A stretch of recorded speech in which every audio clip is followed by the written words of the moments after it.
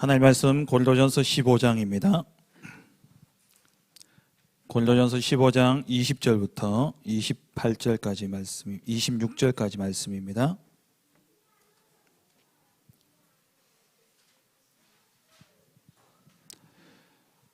고린도전서 15장 20절부터 26절까지 말씀입니다. 한 절씩 교독하겠습니다. 그러나 이제 그리스도께서 죽은 자 가운데서 다시 살아나사 잠자는 자들의 첫 열매가 되셨도다. 사망이 한 사람으로 말미암았으니 죽은 자의 부활도 한 사람으로 말미암는도다. 아담 안에서 모든 사람이 죽은 것 같이 그리스도 안에서 모든 사람이 삶을 얻으리라. 그러나 각각 자기 차례대로 되리니 먼저는 첫 열매인 그리스도요, 다음에는 그가 강림하실 때에 그리스도에게 속한 자요, 그 후에는 마지막이니 그가 모든 통치와 모든 권세와 능력을 멸하시고 나라를 아버지 하나님께 바칠 때라. 그가 모든 원수를 그 발 아래에 둘 때까지 반드시 왕노릇 하시리니 함께 봅니다. 맨 나중에 멸망받을 원수는 사망이니라. 아멘. 오늘 우리 강단 말씀을 통해서 그리스도의 부활과 영적 치유라는 말씀을 받았습니다. 베드로와 바울이 부활하신 주님을 만남으로 그들의 인생이 새롭게 시작되어졌던 것처럼 뭔가 안 되어지고 묶여있던 여러분의 인생이 정말 이번 부활절을 통해서 그 부활하신 주님을 만나고 누림으로 새롭게 시작되어지는 그러한 은혜가 있기를 주의 이름으로 축원합니다. 마가복음 16장 15절에서 20절에 일어났던 이 증거들이 부활하신 주님을 기도로 누림으로 여러분 삶 속에 나타나는 한 주간 되시길 간절히 바랍니다. 오늘은 그리스도의 부활하시기 위해 오신 그리스도라는 제목입니다.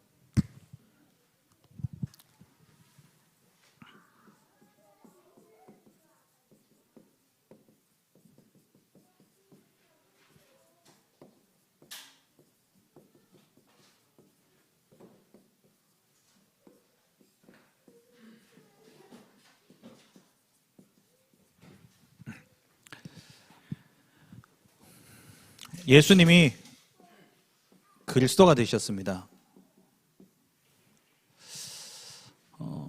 예수님이 그리스도로 예수님이 그리스도가 되셨죠. 하나님이 인간으로 오셔서 그분이 그리스도의 일을 감당함으로 우리의 모든 문제 해결자가 되셨습니다. 예수님이 왜 오셨느냐? 지난주 우리 말씀 통해서 보았듯이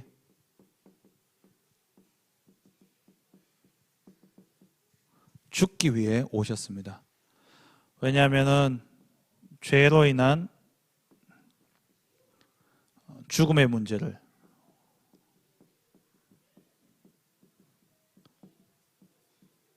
해결하기 위해서는 죽음을 통해서만 가능하기 때문에 그렇죠. 그래서 예수님이 십자가에 죽으심으로 로마서 6장 23절에 모든 죄의 삭은 사망이다 말씀하고 있죠. 그래서 죄의 삭은 사망이고 이 죄 때문에 세상에 사망이 들어왔기 때문에 예수님께서 마가복음 10장 45절에 우리의 죄를 대속한 대속물이 되어주셨습니다. 그리고 이 주님은 죽음으로 끝나는 것이 아니라 오늘 제목처럼 부활하시기 위해 오셨습니다.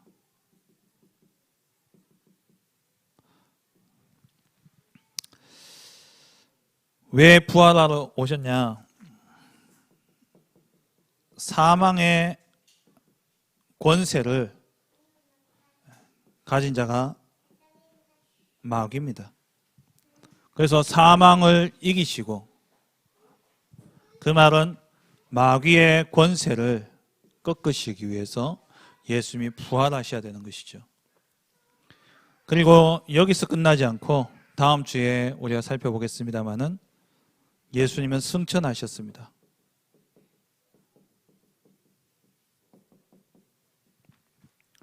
우리와 함께 있기 위해서, 우리와 함께 하시기 위해서 예수님은 승천하신 것이죠. 보혜사 성령을 우리에게 보내어 주사 우리와 함께 하시기 위해서 예수님은 승천하셨습니다. 그러면 왜 예수님이 부활하셔야 됩니까?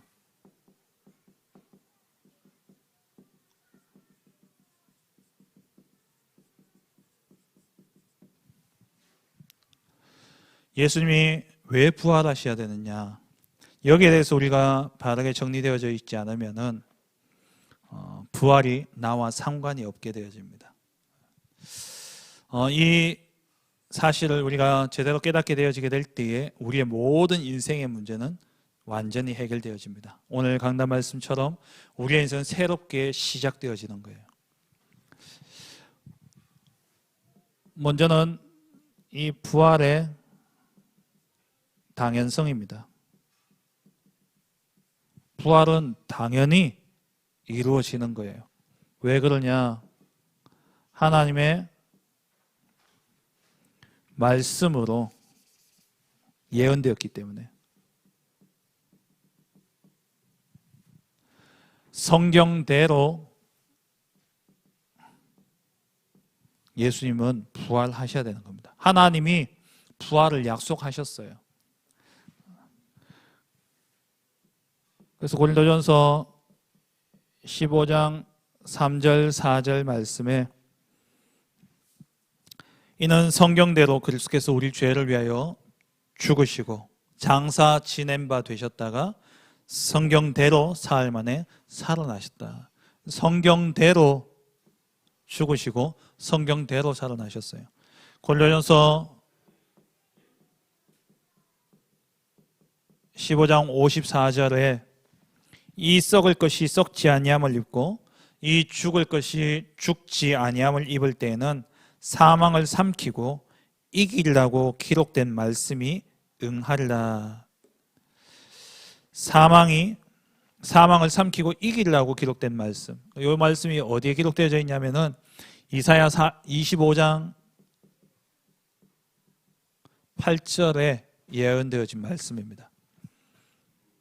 왜 예수님이 부활해야 되냐? 당연히 부활해야 돼요. 왜? 하나님이 부활한다라고 말씀하셨기 때문에. 그리스도는 반드시 죽음을 이기고 부활할 것을 약속하셨기 때문에 예수님의 부활은 당연한 겁니다. 그리고 이 부활의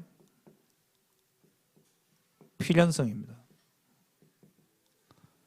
부활이 우리에게 왜 필요합니까? 부활이 필요한 이유는 그리스도가 되셔야 되기 때문에.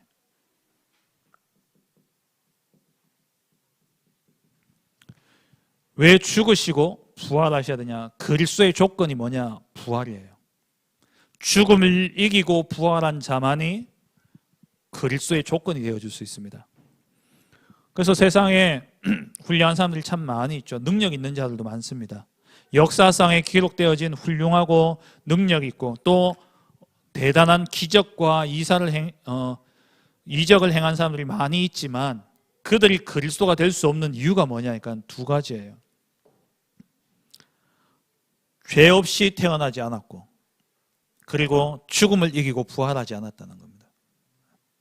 모든 사람은 남자의 우선으로 죄를 가지고 태어났기 때문에 그리스도가 될 수 없는 것이고 그리고 죽었다가 살아나지 않았기 때문에 그래요. 죽었다가 살아난 사람 많은데요. 그건 부활 아니라니까요.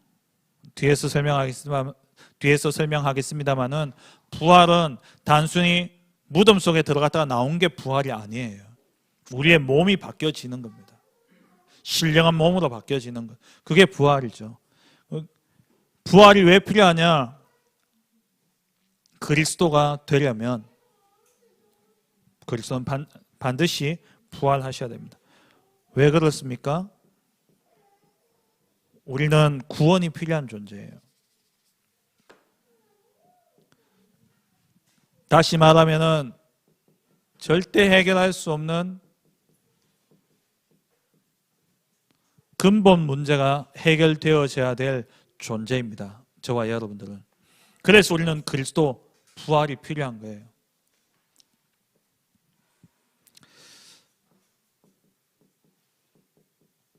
고린도전서 15장 16절 17절에 만일 죽은 자가 다시 살아나는 일이 없으면 그리스도도 다시 살아나신 일이 없었을 터요. 그리스도께서 다시 살아나신 일이 없으면 너희의 믿음도 헛되고 너희가 여전히 죄 가운데 있을 것이요. 그리스도의 부활이 없었다면 우리는 여전히 죄 가운데 있어야 되는 겁니다. 우리가 우리 죄에서 해방받기 위해서는 반드시 그리스도가 부활하셔야 되는 겁니다. 그리고 베드로전서 1장 3절에 우리 주 예수 그리스도의 하나님 아버지 하나님을 찬송하리로다. 그의 많으신 긍휼대로 예수 그리스도를 죽은 자 가운데서 부활하게 하심으로 말미암아 우리를 거듭나게 하사. 예수님이 죽으시고 부활하심으로 우리가 거듭나게 되어졌어요.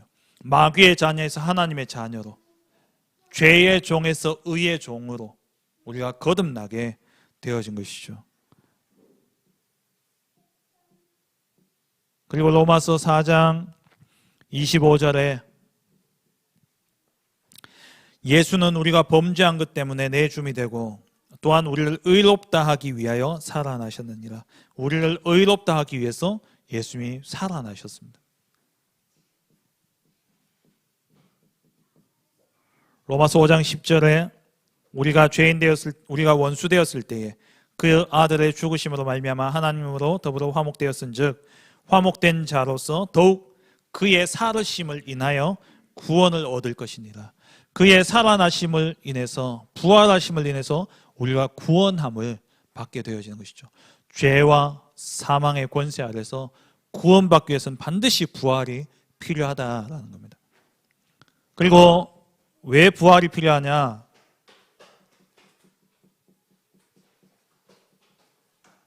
사단 마귀 권세를 깨뜨리기 위해서,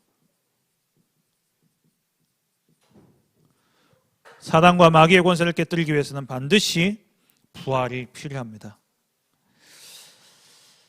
히브리서 2장 14절 15절 말씀에 자녀들은 혈과 육에 속하였음에 그도 또한 같은 모양으로 혈과 육을 함께 지니심은 죽음을 통해서 죽음의 세력을 잡은 자 곧 마귀를 멸하시며. 죽기를 무서워하는 자들이 평생 종로를 타며 살아가야 되는데 이들을 놓아주기 위해서 예수님 십자가에 죽으시고 부활했다라고 말씀하고 있죠. 죽음의 세력을 잡은 자 마귀를 멸하시기 위해서 예수님 부활하셔야 됩니다. 그리고 고린도전서 15장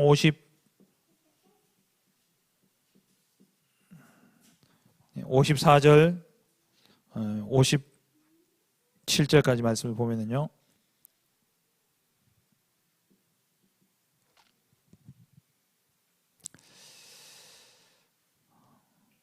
이 썩을 것이 썩지 아니함을 입고 이 죽을 것이 죽지 아니함을 입을 때는 사망을 삼키고 이기려고 기록된 말씀이 응하리라.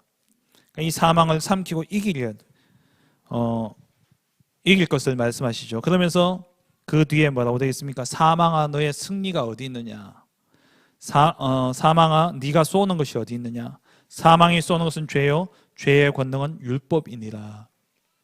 이 사망, 여기서 사망이라고 이야기하는데 이 사망을 의인화시켜서 이야기하잖아요. 사망아 너의 쏘는 것이 뭐냐? 사망아 네가 쏘는 것이 뭐냐? 죄고 그리고 율법이다라고 말씀하고 있죠. 이게 곧 사단을 이야기하는 거죠. 이 사망을 삼키고 이겼다. 사단을 이기셨다는 말입니다.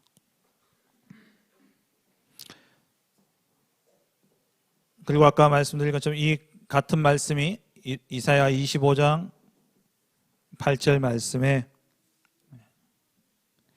사망을 영원히 멸하실 것이라. 주 여호와께서 모든 얼굴에서 눈물을 씻기시며 그 백성의 수치를 온 천하에서 제하시리라. 여호와께서 이같이 말씀하셨느니라. 그날의 9절까지요. 그날에 말하기를 우리는 이는 우리의 하나님이시라. 우리가 그를 기다렸으니 그가 우리를 구원하시리로다. 이는 여호와시라. 우리가 그를 기다렸으니 우리는 그 구원을 기뻐하며 즐거워하리라. 사망을 영원히 멸하실 것이다. 사망의 죽음의 세력을 잡은 자 마귀, 이 죽음을 가지고 우리를 두려움 가운데 빠지게 만들면서 하나님을 떠나게 만드는 이 사단의 권세를 멸하기 위해서 예수님은 부활하셔야 되는 겁니다. 사단이 인간을 죽일 수는 없어요. 생사화복은 하나님께 있습니다. 그런데 히브리서 2장 15절 말씀처럼 사람들이 죽기를 무서워해서 일평생 그 두려움에 매여서 만약에 종로를 타는 거예요. 누구에게? 마귀의 종로를 타는 겁니다. 그러니까 죽음이 뭐냐? 사단이 가지고 있는 가장 강력한 무기면서 마지막 무기가 뭐냐? 그러니까 죽음이에요. 죽이지는 못하지만 죽음에 대한 두려움을 줘서 인간들이 그 두려움 때문에 매여서 마귀의 종로를 타며 살아가도록 만드는 겁니다. 그래서 예수님이 죽음을 이기신 거예요. 초대교회에 우리 사도들과 또 그 뒤에 일어난 교부들과 속사도들 이런 사람들 보면은 많은 분들이 순교했지 않습니까? 근데 그 순교할 때에 그 순교를 기쁘게 받아들였거든요. 왜 그러냐? 죽음을 이겼기 때문에. 죽음의 권세에 매여 있지 않기 때문에. 죽음이 끝이 아니라 저 천국이 예배되어져 있고 이제 내가 하나님의 본향에 이른다라는 이 믿음과 확신이 있었기 때문에 이들은 죽음이 문제가 아닌 거예요. 죽음을 이기고 이들이 순교할 그 자리에 들어가면서 기뻐서 웃었다니까요. 사도행전 7장의 스데반처럼. 그러니까 이 스데반이 죽는 모습을 보고 바울은 그때부터 고민에 빠지기 시작한 겁니다. 그러다가 바울이 예수님을 만나게 되어진 거죠. 다메섹 도상에서. 교회사에 나오는 많은 속사도들, 교부들 이런 분들이 다 돌아가실 때 어땠냐? 얼굴에 환해 웃으면서. 지금도 마찬가지죠. 우리 제가 이렇게 장례 예배를 집례하면서 가다 보면 그런 이야기를 제일 많이 들었어요. 돌아가셨는데 뭐 부모님이든 또 가족 중에 누가 돌아가셔서 이렇게 예배를 드리면은 그 가족들이 하는 이야기거든요. 임종을 지켜보면 그렇게 평안하다는 거예요. 너무 평안하게 정말 자는 듯이 얼굴은 환하고. 우리 여기 김 권사님 계십니다만은 우리 전 집사님 돌아가실 때 그때 김 권사님 그런 고백을 하셨거든요. 정말 평안하게. 왜? 죽음을 넘어섰기 때문에. 근데 세상에서 이 죽음의 문제가 해결되지 않은 사람들은 마귀 종되어 살아가는 겁니다. 그래서 예수님이 죽으시고 부활하신 게 뭐냐? 그러니까 죽음을 이길 수 있도록, 죽음을 넘어서도록. 왜? 죽음을 못 넘었으면 마귀 종되어 살아간다니까요. 사람들이 왜 점칩니까? 우환, 질고, 미래에 대한 두려움과 죽음에 대한 두려움. 그것 때문에 사람들이 점치고 굿하잖아요. 예수님이 십자가에 죽으심으로 이 사단, 지옥의 권세를, 마귀의 권세를 완전히 멸하신 것입니다. 사도행전 2장 31절에 미리 보는 고로 그리스도의 부활하심을 말하되 저가 음부의 버림이 되지 않고 육신이 썩음을 당하지 아니하시리라. 음부의 버림 받으셨다. 음부의 권세를 이기셨다는 말이에요. 음부의 권세 뭡니까? 사단의 권세를 그리스도께서 완전히 깨뜨리신 겁니다. 그리고 그리스도의 부활이 왜 필요하냐?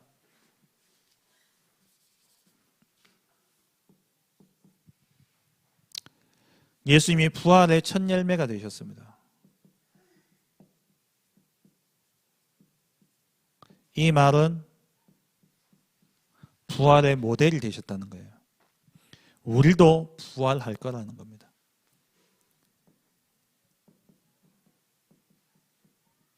고린도전서 15장 20절 그러나 이제 그리스도께서 죽은 자 가운데서 다시 살아나사 잠자는 자들의 첫 열매가 되셨도다. 예수님의 부활하신 그 부활의 모습 그대로 우리도 부활할 것이라는 거예요. 그것을 보여주시기 위해서 예수님 부활하신 겁니다.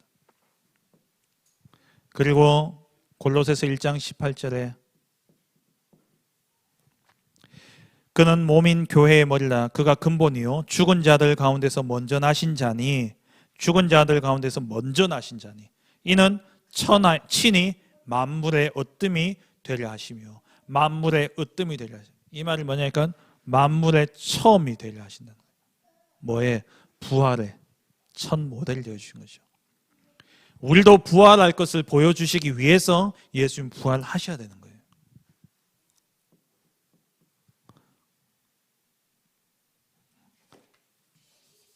그리고 세 번째, 부활의 절대성입니다. 부활의 절대성은 뭡니까? 하나님이란 증거예요. 하나님이시기 때문에 죽음에 머무를 수 없는 겁니다. 하나님 반드시 부활하셔야 되는 것이죠. 그래서 로마서 1장 4절에 성결의 영으로는 죽은 자 가운데서 부활하여 능력으로 하나님의 아들로 인정되셨으니, 하나님의 아들로 인정되셨다. 인자가 되셨다.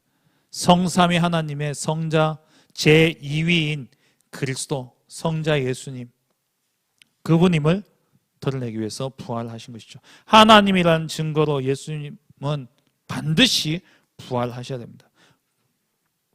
그리고 이 하나님이 우리와 함께 하시기 위해서, 하나님은 임마누엘을 약속하셨기 때문에 반드시 살아나셔야 돼요.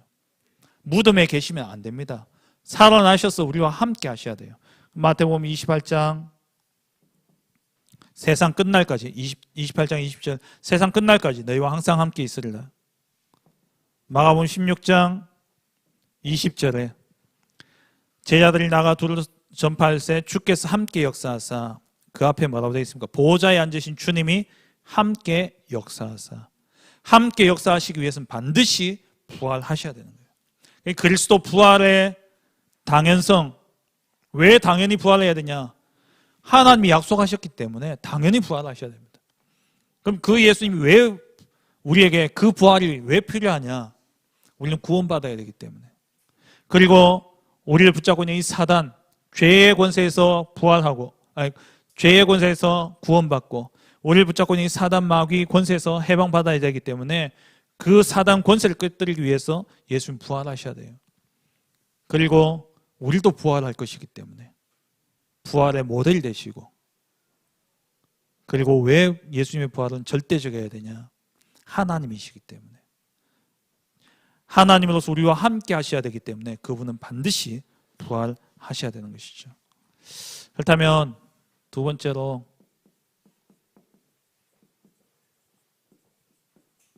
부활의 의미를 여러분들 다 기억하셔야 돼요. 앞에 거하고 조금 중복되는 부분도 있습니다만은 부활의 의미는 뭡니까? 첫째는 하나님이라는 증거예요. 그리스도 예수님이 하나님이라는 증거입니다. 부활은.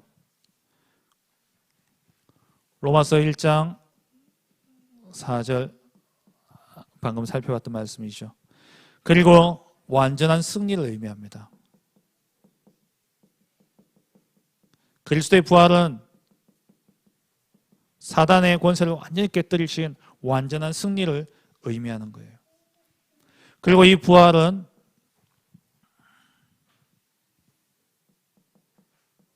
지금 살아서 나와 함께 하시는 겁니다. 그리고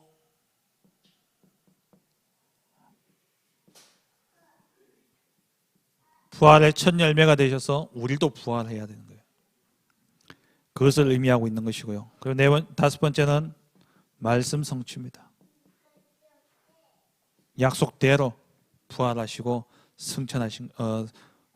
죽으시고 그리고 부활하셨죠. 그리고 이 그리스도의 부활은 구원을 완성하신 사건입니다.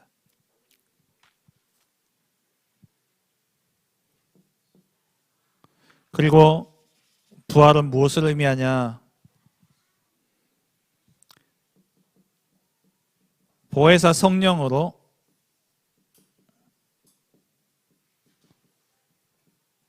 우리의 구원, 우리의 천국을 완전히 보장하셨다는 거예요.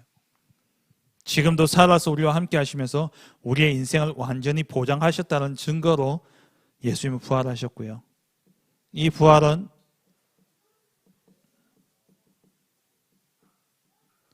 영원한 생명이 주어진 사건입니다. 부활이요 생명이니 예수님이 영원한 생명이 되셔서 지금 부활하셔서 우리에게 영원한 생명을 주시고 계시고, 그리고 부활은 새로운 삶에 대한 약속입니다.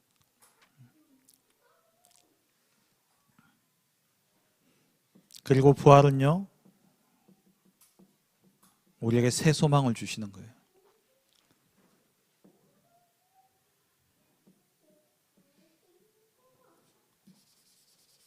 우리에게 새 하늘과 새 땅에 대한 새 소망을 주시는 것이죠.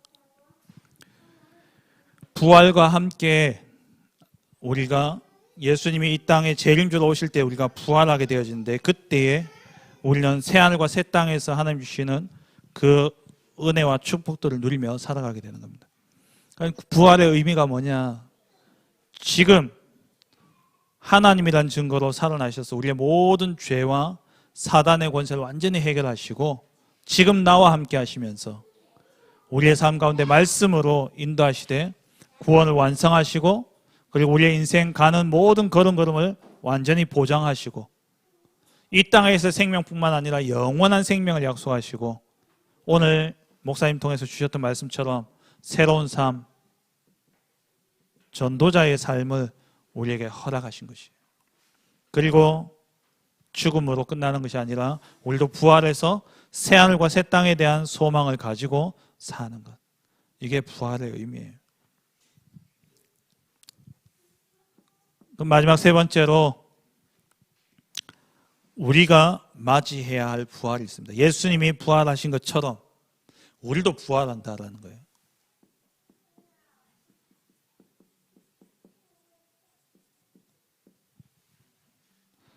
저와 여러분들도 부활하게 되어 있습니다. 이 부활은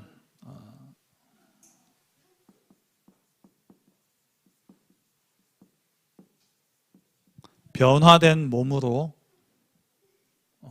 부활하게 되어 있어요.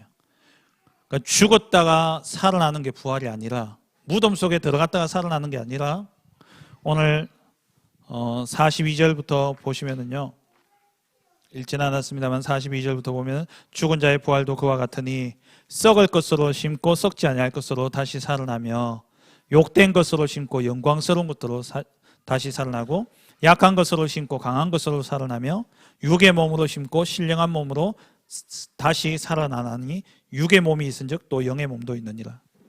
그러니까 육의 몸에서 영의 몸으로 바뀌어지는 것, 이게 부활입니다.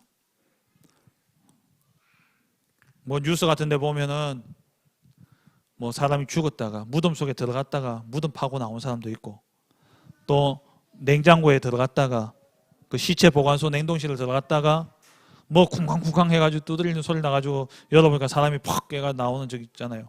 부활했다 이러는데, 또 우리 원로 목사님 별명이 뭡니까? 부활 목사님 아닙니까? 근데 그러니까 우리가 그냥 이제 그렇게 붙이는 거지만, 사실 진짜 의미로는 부활이 아니에요. 그거는 그러니까 육신의 생명이 끊어졌다가 사는 게 부활이 아니라 몸이 변화되어지는 거예요. 몸이 변화되어지는 거예요. 오늘 목사님께서 말씀하셨습니다만 아담은 살아있는 생영이 되었다고 하지만, 살아있는 영이 되었다고 하지만 신령한 몸이 아니라 육의 몸이었다는 거죠. 그래서 첫 번째 아담은 죽었어요. 두 번째 아담인 그리스도는 신령한 몸으로 우리를 살리는 영이 되신 거예요. 그래서 빌립보서 3장 21절에 보면은 그는 만물을 자기에게 복종하게 하실 수 있는 자의 역사로 우리의 낮은 몸을 자기 영광의 몸으로, 자기 영광의 몸의 형체와 같이 변하게 하시리라. 우리가 그렇게 부활되어질 겁니다. 그럼 이 부활을 누가 하느냐?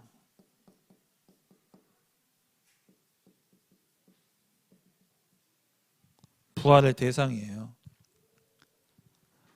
예수 믿는 자만 부활하는 게 아니라 모든 사람이 다 부활합니다. 모든 사람이, 악인도 의인도 모두 다 부활하게 되어 있어요.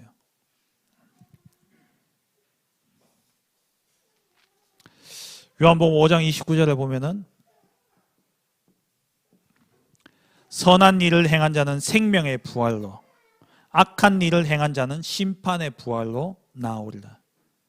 우리가 결국에는 마지막 때 예수님이 재림주로 오실 그때에 모두 다 죽은 의인이든 악인이든 모두 다 부활하게 되어지는데, 의인은 생명의 부활로 하나님 나라의 상급을 받아 누리는 것이고, 죄인은 부활해서 심판받는 거예요.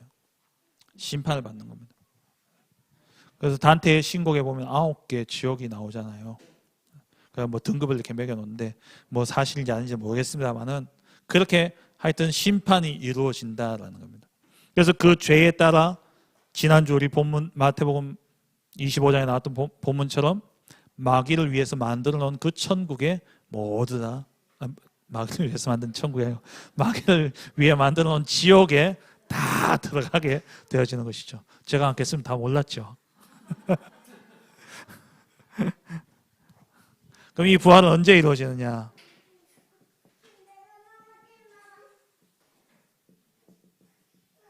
부활의 때와 순서는 어떠냐? 먼저 부활의 시간표는 언제입니까? 예수님이 재림하실 그때에, 심판주로 재림하실 때에 부활이 이루어집니다. 그럼 이 부활의 순서는 어떠하냐? 제일 먼저는 그리스도가 부활하셨죠. 이거는 재림 이전에 이루어진 부활이고, 그리고 두 번째 부활은 어떻게 이루어지냐? 먼저는 죽은 자가 부활을 하고요. 그리고 예수님 재림하신 그때에 살아있는 자가 그 다음 부활하게 되어지는 거예요. 그러니까 아까 말씀드렸다시피 단순히 죽었다가 살아나는 게 부활이라면 이게 말이 안 되는 거예요. 산자인데 그럼 하나님이 다 죽여놓고 다시 살리느냐? 아니에요. 몸이 바뀌어지는 겁니다. 썩어질 몸이 썩지 아니할 몸으로 바뀌어지는 거예요. 이때 살아있는 자는, 죽은 자들은 영이 요 뒤에서 설명을 하겠습니다만은, 그러면 이 죽음이 언제 이루어지느냐? 그러니까 죽고 나면 영혼은 어디 가느냐? 이제 거기에 대해서 조금 의문이 생기죠. 그 조금 요 다음에 설명을 드릴 텐데요. 먼저 성경 구절을 보시면은 이 부활의 순서는 데살로니가전서 4장 14절부터 17절 말씀에 보면은, 우리가 예수께서 죽으셨다가 다시 살아나심을 믿을진대 이와 같이 예수 안에서 자는 자들도 하나님이 그와 함께 데리고 오시리라. 예수 안에서 자는 자들 누굽니까? 죽은 자들이죠. 우리가 주의 말씀으로 너희에게 이것을 말하노니 주께서 강림하실 때까지 우리 살아남아 있는 자도 자는 자보다 결코 앞서지 못하리라. 그러니까 살아있는 자보다도 죽은 자가 먼저 부활을 하게 되어지는 것이죠. 그리고 산 자가 부활을 하게 되어져요. 그러면 문제는 뭐냐?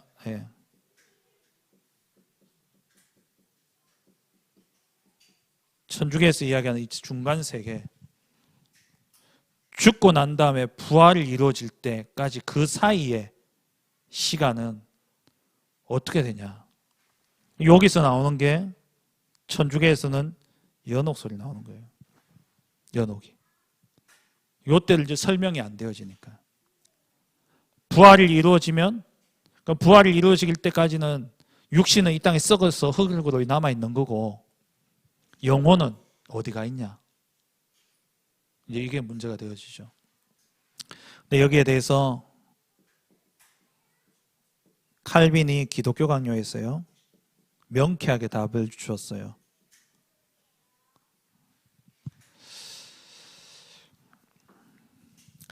우리의 중간 상태에 대해서 지나친 호기심을 가지고 탐구하는 것은 마땅하지도 않고 유익하지도 않다. 영혼은 어디에 있는가? 칼빈이 기독교 강요에서 하는 이야기입니다. 이미 하늘의 영광을 누리고 있는가에 문제로 공연한 고통을 받는 사람들이 많다. 그러나 모르는 일에 대해서 하나님께서 우리에게 알려주신 것 이상으로 더 깊이 알려고 하는 것은 미련하고 경솔한 짓이다. 그러면서 칼빈이 뭐라고 이야기하니까 성경은 그리스도께서 그들과 함께 계시며 그들이 위로를 얻을 수 있도록 낙원으로 영접하신다고 하였고, 또 한편 버림받은 자들은 그 마땅히 받아야 할 고통을 받는다고 하였다. 이 이상의 말씀은 없다. 그 말은 뭐냐니까 일단 그 영혼은 하나님을 믿고 영접한 자들은 천국에 가는 거고요. 바로 천국에 가는 겁니다. 그리고 하나님을 떠난 자들은 이 고통에 이르게 되어지는 것이죠. 고통의 곳에 가게 되어진다는 거예요. 그리고 마지막 때 예수님이 이 땅에 오셔서 새하늘과 새 땅을 이루게 될 때에 우리는 신령한 몸을 가지고 이 땅에 이루어진 새하늘과 새 땅에서 우리는 하나님과 함께 영원토록 살아가는 겁니다. 이 부분을 중간 세계에 이래 가지고 천주교는 연옥이라는 것을 만들어 놓고, 이 연옥에 있는 인간이 천국 가기 위해서는 그 살아있는 사람들이 면죄부를 사야 된다. 이래 가지고 면죄부 예전에 통을 만들어 놓고요. 그 면죄부 사는 돈을 통에 딱 넣으면 이 동전이, 그 당시엔 지폐가 없었으니까 동전이 떨어지면서 땡 소리가 나잖아요. 땡 구원이라고. 땡 소리와 함께 연옥에 있는 사람들이 구원받는다. 이래가지고 그 면죄부를 팔아서 그 돈으로 지은 게 지금 로마 그 바티칸에 있는 성 베드로 성전 아닙니까? 그 성전을 짓는데 돈이 필요해가지고, 그래가지고 연옥서를 가지고 요 배경 딱 가지고요 만들어낸 거예요. 면죄부를 팔아가지고. 근데 더 이상 알 필요 없어요. 그냥 죽으면 천국 간다.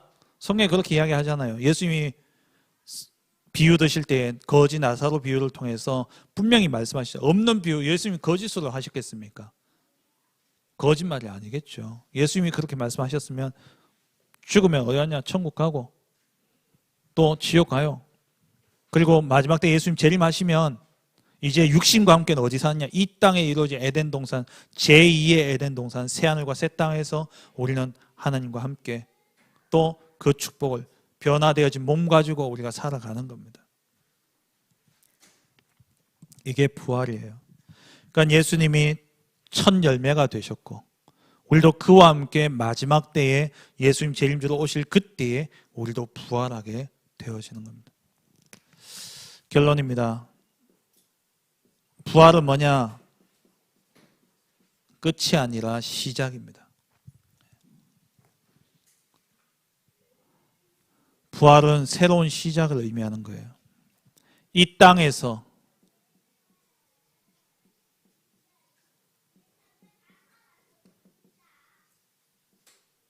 구원받은 하나님의 자녀로서의 새로운 삶이 시작되어지는 것이 부활입니다. 그리고 이 부활은 오늘 목사님 주셨던 말씀처럼 전도자로서의 삶이 시작되어지는 거예요. 온 천하에 다니며 이 복음을 전파하라. 그리고 부활은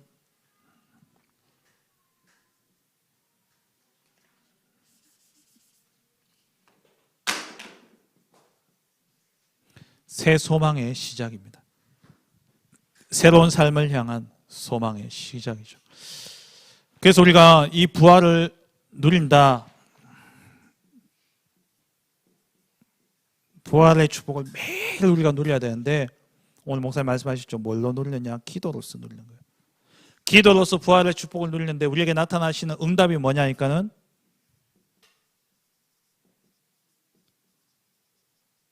보좌의 능력이에요.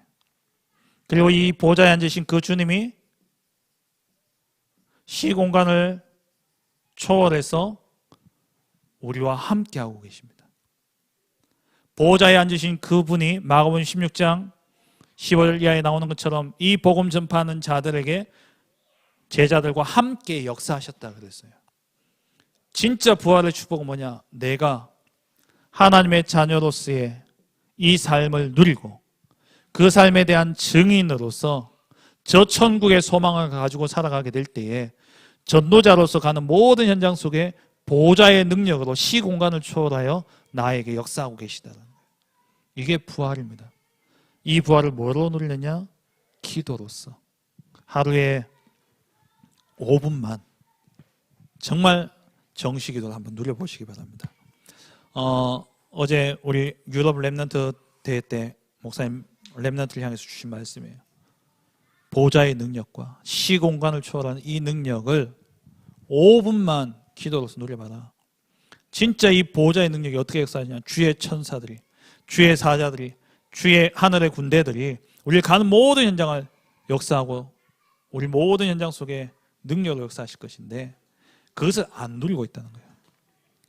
이게 가능한 게 뭡니까? 부활이 있었기 때문에 가능한 거예요. 보좌에 앉으신 그 주님이 시공간을 초월하여서 나와 함께 하시고 내 모든 삶 가운데 능력으로 역사하고 계십니다. 그 비밀을 이번 한 주간 동안 참된 기도 속에서 누림으로 말미암아 안 되어지던 여러분들의 삶이 부활하신 주님을 만남으로 말미암아 되어지는 그러한 인생으로 바뀌어지는 축복이 있기를 주의 이름으로 축원합니다. 하나님 감사합니다. 죽음을 이기고 부활하사 지금 성령으로 우리와 함께 하시는 주님, 보좌에 앉으신 주님이 시공간을 초월하여 우리 가운데 능력으로 역사하시는 줄 믿습니다. 이번 한 주간 동안 기도로서 정말 보좌의 능력으로 시공간을 초월하여 역사하시는 그 하나님의 역사를, 그 부활하신 주님의 역사를 누리고 땅끝까지 이 일에 증인되어지는 한 주간 되게 하여 주옵소서. 예수 그리스도의 이름으로 기도합니다. 아멘. 광고 드리겠습니다.